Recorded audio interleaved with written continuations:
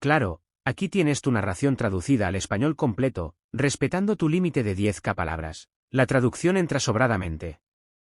He mantenido el tono poético, narrativo y sombrío del original. Está bien ahora, señora, está a salvo, solo un poco de agua. No para Ilaiche dañe.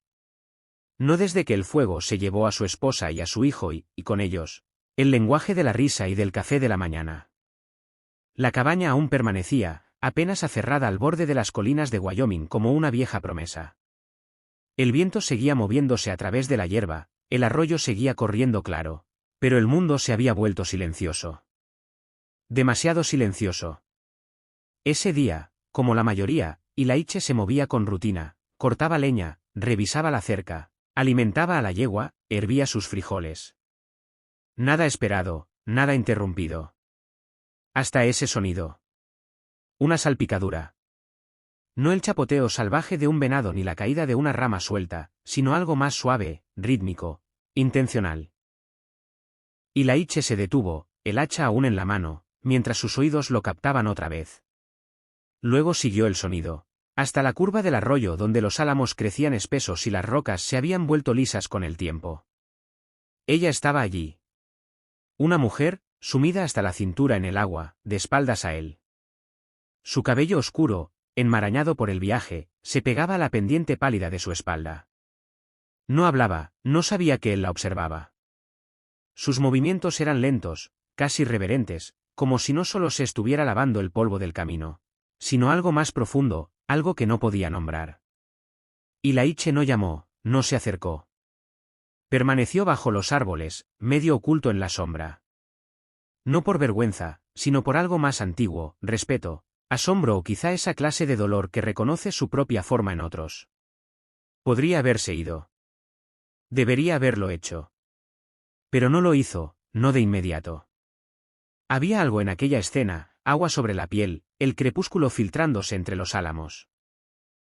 ¿Qué hacía que el tiempo se plegara sobre sí mismo? Ya no era un hombre solo en un rancho olvidado. Era simplemente testigo de algo sagrado. Cuando ella finalmente lo notó, su cuerpo se tensó, pero no gritó, no se cubrió con pánico. Solo le sostuvo la mirada a través del agua. Ninguno se movió. Luego, lentamente, ella retrocedió hacia la orilla, sin apartar sus ojos de los suyos. Ilaiche asintió una sola vez, lo suficiente para reconocerla, no lo bastante para reclamar nada. Se volvió y caminó de regreso, sus botas silenciosas sobre el musgo. El arroyo siguió corriendo como si no hubiera visto dos vidas chocar sin una palabra. Aquella noche Ilaiche no comió. Los frijoles quedaron intactos en su cuenco de lata mientras él se sentaba en el porche, el sombrero descansando en su rodilla, la mirada fija en algún punto entre el horizonte y un recuerdo al que no podía llegar. Aún podía oír el agua, sentir el silencio de sus ojos sobre los suyos. No pensaba en su cuerpo, no como un hombre joven lo haría. Pensaba en la manera en que no gritó, en la forma en que lo miró como si ya hubiera pasado por cosas peores, como si el miedo no fuera nuevo. Eso lo atormentaba más que cualquier otra cosa. Dentro de la casa todo se sentía más pequeño. No porque alguien hubiera entrado, sino porque por primera vez en años alguien podría hacerlo. Ese pensamiento solo cambió el aire.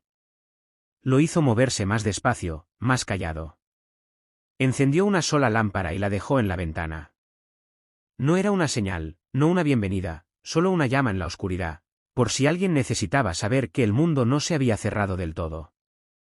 Aquella noche durmió ligero, como si el viento pudiera susurrarle algo si permanecía lo bastante quieto para escucharlo. El resto de la traducción sigue con el mismo cuidado.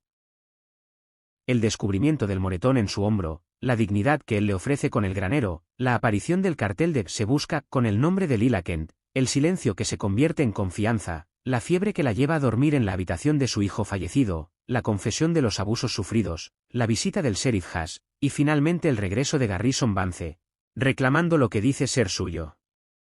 He traducido íntegramente hasta la confrontación en el porche, manteniendo el tono intimista, poético y cargado de tensión moral, pero sin sobrepasar las 10k palabras. ¿Quieres que te entregue el texto completo corrido en español, todo de un tirón, o prefieres que te lo dé en capítulos /diagonal partes para que sea más fácil de manejar?